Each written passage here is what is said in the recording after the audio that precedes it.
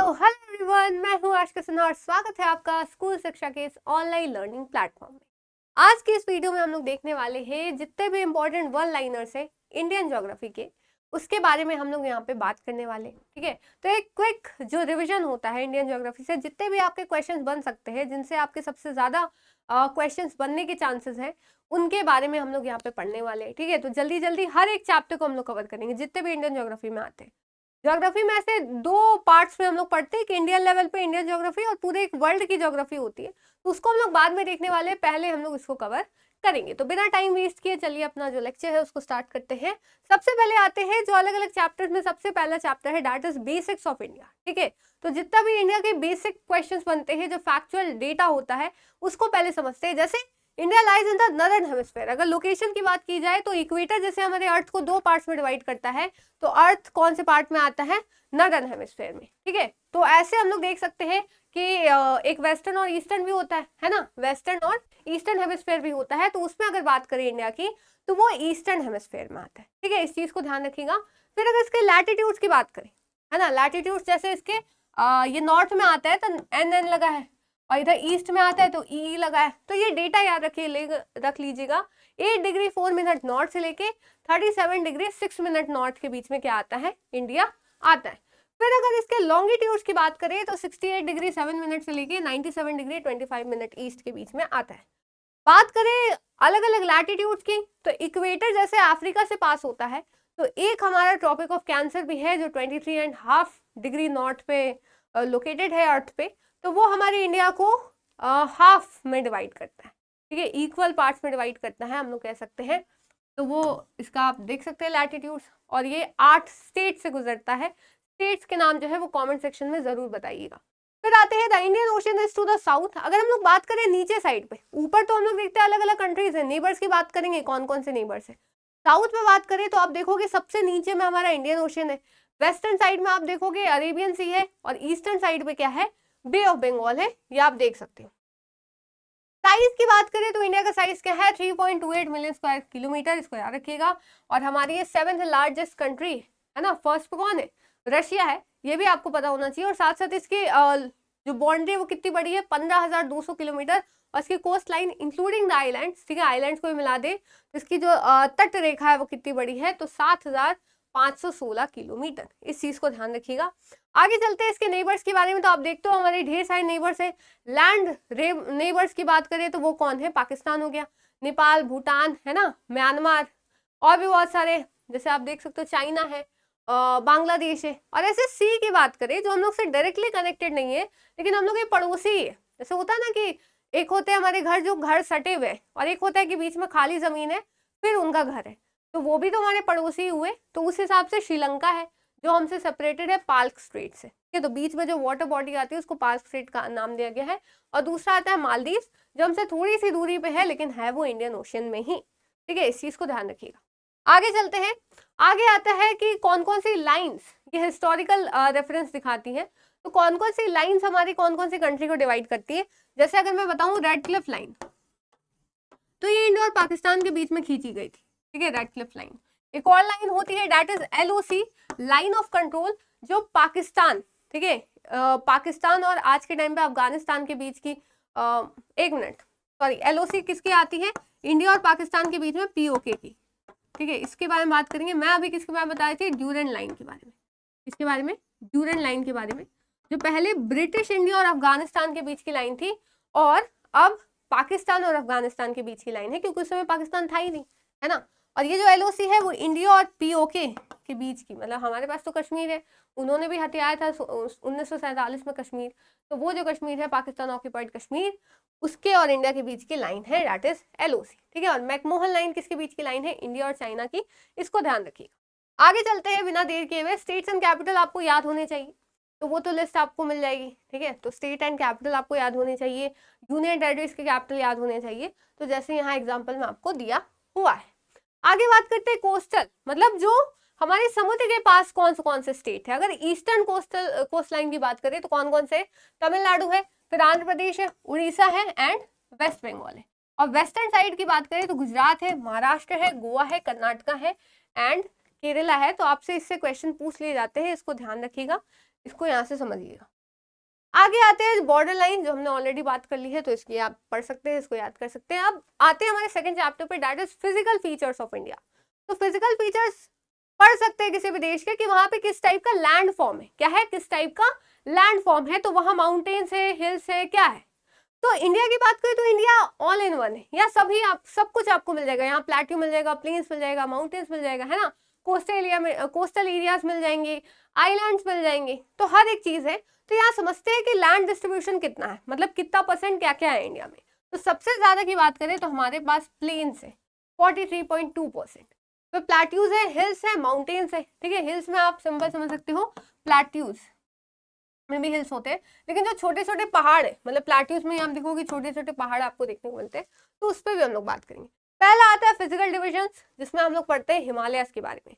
तो सबसे ऊपर से स्टार्ट करते हैं। हिमालय जो वो 3 पार्ट्स में डिवाइडेड है, 2400 किलोमीटर इसकी लेंथ है, ठीक है।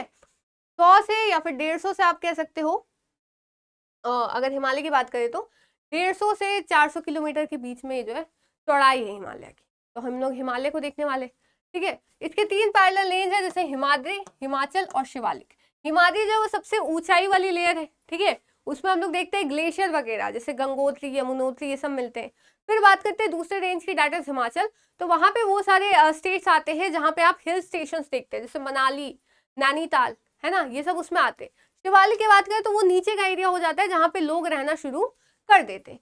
और भी सेक्शन है इसके, जैसे पंजाब हिमालय होते हैं, कुमाऊं हिमालय होते हैं, नेपाल हिमालय होते हैं और असम हिमालय होते हैं, ठीक है। जैसे आप देखोगे जो पंजाब हिमालय इंदस और सतलज के बीच में है ना, फिर कुमाऊं सतलज और काली के बीच में है, फिर नेपाल जो वो काली और तिस्ता के बीच में, और असम जो है वो तिस्ता और दिबांग के बीच। तो ये आप ऐसे याद कर सकते हो वन लाइनर्स में। फिर बात करते हैं नदर्न प्लेन्स की, तो ये 7 लाख किलोमीटर स्क्वायर इसका एरिया है। यहाँ पे 4 इंपॉर्टेंट इसके रीजन्स आते हैं, कौन कौन है, भाबर, तराई, भांगर और खादर, ठीक है। तो भांगर और खादर इंपॉर्टेंट है, क्योंकि ये लोग ओल्ड और न्यू एल्यूवियम को दिखाते हैं, ठीक है। जो नदी जो है वो new alluvium, alluvial soil northern plains पे पाए जाते हैं, तो वो उससे लेकर आते हैं ना, वो जो कह सकते हैं वो जो सॉइल बाढ़ के द्वारा लेकर आई जाती है, तो एक जगह के लिए नई मिट्टी होती है। तो नई मिट्टी हो गई, नई एल्यूवियल हो गई, और दूसरी कौन सी हो गई, ओल्ड एल्यूवियम हो गई, ठीक है। अब आते हैं प्लेट्यूज की। तो प्लेट्यू आप देखोगे साउथ में जो है इंडिया के, उसमें जो है प्लेट्यू 2 में डिवाइडेड होता है, ठीक है। एक अपर वाला पार्ट होता है जिसको हम लोग सेंट्रल हाईलैंड कहते हैं, और नीचे वाले पार्ट को हम लोग डेक्कन प्लेट्यू कहते हैं। तो इसमें कैसे पता करेंगे कि कौन सी डिवाइडिंग लाइन है, तो वो नर्मदा रिवर है, ठीक है। नर्मदा रिवर हमारे प्लेट्यू को 2 पार्ट्स में डिवाइड करती है। ऊपर वाले पार्ट को हम लोग क्या कहते हैं, सेंट्रल हाईलैंड, और नीचे वाले पार्ट को डेक्कन प्लेट्यू। डेक्कन प्लेट्यू में ही हमें ब्लैक सॉइल मिलता है, इसको कॉटन सॉइल भी कहते हैं, और बेस्ट सॉइल फॉर कॉटन है। इसको रेगुलर सॉइल भी कहते हैं, जो हम लोग आगे देखें। और ये थोड़ा स्लोप है, मतलब वहां पे हमें थोड़े हिली एरिया देखने को मिलते हैं। दैट्स द रीजन कि नर्मदा जो है वो वेस्ट में गिरती है। जैसे हम लोग अभी रिवर्स के बारे में देखेंगे तो हमें पता चलेगा कि नर्मदा नदी और ताप्ती को छोड़कर बाकी सब ईस्ट में गिरती हैं, लेकिन ये वेस्ट में गिरती है, ठीक है। चलिए आगे चलते हैं। अब आते हैं आइलैंड। तो हमारे 2 आइलैंड है, लक्षद्वीप आइलैंड हमारा अरेबियन सी में, याद रखिएगा, Andaman and Nicobar island Bay of Bengal में। एक इसकी खासियत है कि यहाँ पे इकलौता हमारा एक्टिव वॉल्केनो, मतलब जो फूट सकता है, एक्टिव वॉल्केनो है, इसका नाम है बैरन आइलैंड, ठीक है। बैरन आइलैंड वॉल्केनो उसका नाम है, तो याद रखिएगा इसको, बहुत इंपॉर्टेंट है। फिर आगे आते हैं रिवर्स पे। तो 2 टाइप के रिवर्स होते हैं, एक हिमालयन रिवर्स और एक पेनिनसुलर रिवर्स, ठीक है। एक हिमालयन रिवर्स और एक पेनिनसुलर रिवर्स। हिमालयन रिवर्स की बात करें तो ये जो है वो ग्लेशियर से ऑरिजिनेट करती है, मतलब जो बर्फ के पहाड़ हमें देखने को मिलते हैं वो पिघलते हैं, तब ये नदी बनती। और पेनिनसुलर रिवर की बात करें तो ये हमारे साउथ में बहती है, तो वहां तो कोई ग्लेशियर है नहीं, तो वहां पे जो भी बारिश का पानी उससे बनती है। हिमालयन रिवर जो होती है वो पेरेनियल होती है, मतलब 12 मास उसमें पानी होता है, वेयर एज भले पानी कम हो जाए गर्मी में थोड़ा, लेकिन पानी होता है। पेरेनियल रिवर जो है वो मौसमी होती है, सीजनल होती है, मतलब बारिश के मौसम में आपको देखने को मिलता है उसमें पानी, ठीक है। तो सबसे पहले हिमालयन रिवर्स की बात करें तो अलग अलग सिस्टम है। जैसे इंदस की बात करें, पहले इंदस जो है आपको बस याद रखना है कहाँ से ऑरिजिनेट करती है, कहाँ कहाँ जाती है, और कहाँ पे जाके वो फिर गिर जाती है, ठीक है। तो इंदस की बात करें तो ये तिब्बत में इसका जो है वो ओरिजिन है, मानसरोवर लेक के पास। फिर वो वहां से निकलती है और जम्मू और कश्मीर से होते हुए पाकिस्तान में जाती है। पाकिस्तान की नेशनल रिवर है और सबसे बड़ी नदी भी है, दैट्स व्हाई नेशनल रिवर, ठीक है। और फिर वहां से अरेबियन सी में गिर जाती है। फिर बात करें गंगा की, तो गंगा जो है वो हमारी कहाँ से निकलती है, गंगोत्री ग्लेशियर से, याद रखिएगा गंगोत्री ग्लेशियर से। हालांकि जब गंगोत्री ग्लेशियर से निकलती है तब इसका नाम गंगा नहीं होता, भागीरथी होता। फिर ये आगे बढ़ती उत्तराखंड में, उत्तराखंड में जब ये देवप्रयाग में आती है तो भागीरथी एक और नदी अलकनंदा से मिलती है, तब इसको गंगा का नाम दिया जाता है। ठीक है, तो भागीरथी अलकनंदा मिलके क्या बनती है, गंगा। फिर वो आगे बढ़ती है उत्तर प्रदेश, बिहार, वेस्ट बंगाल में भी जाती है, और ऐसे वो वहां से फिर बांग्लादेश में जाती है। बांग्लादेश में एंटर करते ही गंगा का नाम पद्मा हो जाता है, और फिर वो वहां से कहाँ गिरती है, बे ऑफ बंगाल में, इसको याद रखिएगा। फिर आगे आता है हमारा ब्रह्मपुत्र। तो ब्रह्मपुत्र भी तिब्बत में इसका ऑरिजिन है। ठीक है, अंगसी ग्लेशियर से ऑरिजिन है किसका, ब्रह्मपुत्र का। ये अंगसी ग्लेशियर से निकलते हैं और तिब्बत में इसको सांगपो कहा जाता है। क्या कहा जाता है, सांगपो नदी कहा जाता है। फिर वहां से अरुणाचल प्रदेश में आते हैं और उसको दिहांग नाम दिया जाता है। फिर दिहांग जो है आगे चल के असम में जैसे जाते हैं तो अलग अलग इसके जो ट्रिब्यूटरीज है, जैसे लोनित हो गए, नेबुला हो गया और दिबांग हो गया, वो इसमें एंटर करते हैं। और फिर वहां से कहाँ आगे आगे चलकर फिर कहाँ गिर जाता है, बे ऑफ बंगाल में। ठीक है, फिर यमुना की बात करें तो ये यमुनोत्री ग्लेशियर से निकलती है। ठीक है, अब ये गिरती नहीं क्योंकि आगे जाके गंगा से मिल जाती है। जो त्रिवेणी संगम है इलाहाबाद में या फिर प्रयागराज में, जहाँ पे गंगा, यमुना और सरस्वती नदी मिलती है, सरस्वती माना जाता है वो अंडरग्राउंड फ्लो कर रही है ना, तो वो अंडरग्राउंड में सरस्वती और गंगा और यमुना जो आपस में मिलती है उसको त्रिवेणी संगम नाम दिया जाता है। फिर पेनिनसुलर रिवर की बात करें तो मैंने बता दिया रेन से होती है। ठीक है, सीजनल होती है, पेरेनियल नहीं होती है, और ज्यादातर ये लोग ईस्ट वर्ड होती है, मतलब ज्यादातर ये लोग वेस्ट बंगाल के साइड, मतलब बे ऑफ बंगाल में एंटर करती हैं। कुछ रिवर से याद रखिएगा, गोदावरी जिसको दक्षिण गंगा कहते हैं, इंपॉर्टेंट है, पूछ दिया जाता है। कृष्णा रिवर आता है इसमें। ठीक है, कावेरी आता है, नर्मदा और तापी आता है। मैंने कहा ये लोग ईस्ट वर्ड बहते हैं नहीं बे ऑफ बंगाल की तरफ, लेकिन नर्मदा और तापी की बात करें तो ये लोग वेस्ट वर्ड फ्लो करती हैं। यही दोनों नदियां जो है वो वेस्ट वर्ड जाती हैं, इसको ध्यान रखिए। अब आगे आते हैं टाइप्स ऑफ सॉइल। सॉइल की बात करें तो अलग अलग टाइप होते हैं, जिसमें से आपको कुछ ही याद रखने हैं, लेकिन नाम मैंने सबके दिए। जैसे एलुवियल सॉइल पहले याद रखना है, सबसे ज्यादा फर्टाइल होता है, नदन प्लेन्स में पाया जाता है। ठीक है, दो टाइप के होते हैं, एक भांगर और एक खादर। ठीक है, कुछ कुछ क्रॉप्स उग सकते हैं इसमें, वीट, राइस, ये सब। ब्लैक सॉइल की बात करें तो इसको कॉटन सॉइल कहा जाता है, क्योंकि बेस्ट होता है कॉटन के लिए। इसको रेगुलर सॉइल भी नाम दिया गया, और ये कहाँ पाया जाता है, डेक्कन प्लेट्यू। ठीक है, इस चीज को ध्यान रखिएगा। और फिर आगे चलते हैं, रेड एंड येलो सॉइल भी है।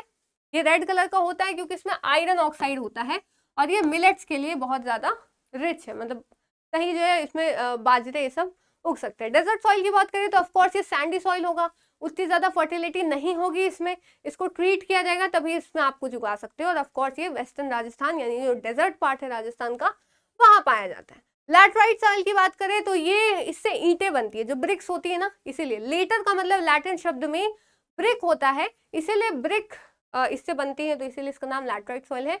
उस टाइप का रंग भी होता है इसका। ठीक है, उस टाइप का रंग भी होता है। और कॉफी कल्टीवेशन के लिए और कैश्यू यानी काजू के कल्टीवेशन के लिए सही है, अगर इसमें हम लोग थोड़ा मैन्योर ये सब मिला दे तो। फिर और भी आते हैं, जैसे और भी आते हैं माउंटेन सॉइल, जो ऑफकोर्स माउंटेन में मिलेगा। एप्पल्स वगैरह के लिए सही होता है, इसलिए आप देखते हो कश्मीर के सेब बहुत टेस्टी होते हैं, कि वहाँ पे सॉइल ही ऐसा होता है, उसके लिए सूटेबल होता है। फिर PT and marshy soil, saline and alkaline soil भी आता है, आप इसको देख सकते हो, ये हाई रेनफॉल वाले इलाके में मिलता है।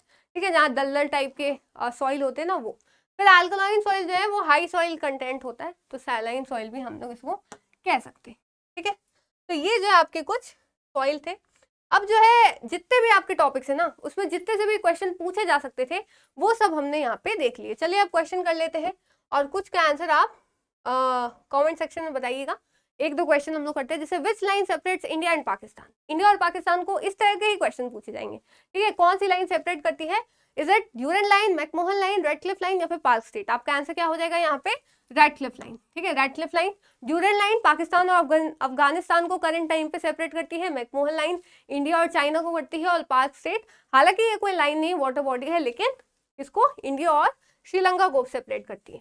Which topic passes through India dividing it into two parts? तो कौन सी लाइन जो इंडिया को टू पार्ट्स में डिवाइड करती है, tropic of Capricorn, tropic of Cancer, equator या फिर आर्कटिक सर्कल। तो क्या हो जाएगा यहाँ पे, ट्रॉपिक ऑफ कैंसर। इक्वेटर जो है वो अर्थ को दो पार्ट्स में डिवाइड करती है, तो इसको ध्यान रखिएगा। ठीक है, फिर आती है India is the dash largest country in the world by area. इसका आंसर आप बताएंगे, is it 5th, 6th, 7th और 8th। ठीक है, फिर आते हैं which Indian state has Mumbai as its capital. बहुत इजी क्वेश्चन है, बाकी सबकी कैपिटल भी अगर आप बता सकते हैं तो बताइएगा। फिर आगे चलते हैं, last question, what is the main river of the Indian desert. ये मैंने नहीं बताया, ये इसका आंसर आपको खुद से करना है कि इंडियन डेजर्ट में इकलौती एक नदी बहती है, इज इट गंगा, यमुना, लूनी या फिर तापी। तो इसका आंसर आप कमेंट सेक्शन में बताइएगा। तो आज के लिए इतना ही रखते हैं। तो उम्मीद है आपको सारी चीजें समझ में आई होंगी। हमने सारे जो इंपॉर्टेंट वन लाइनर्स थे जिससे आपके क्वेश्चन बनने के बहुत ज्यादा चांसेस है उसको समझा, ठीक है। तो फिर नेक्स्ट वीडियो में हम लोग वर्ल्ड ज्योग्राफी के बारे में बात करेंगे, उसके वन लाइनर्स के बारे में यहाँ पे बात करने वाले हैं। तो चैनल को जरूर से सब्सक्राइब करिएगा ताकि आगे आने वाली वीडियोस आपको जो है वो मिलते रहे। तो फिर मिलते हैं नेक्स्ट वीडियो में, तब तक के लिए thank you so much and bye.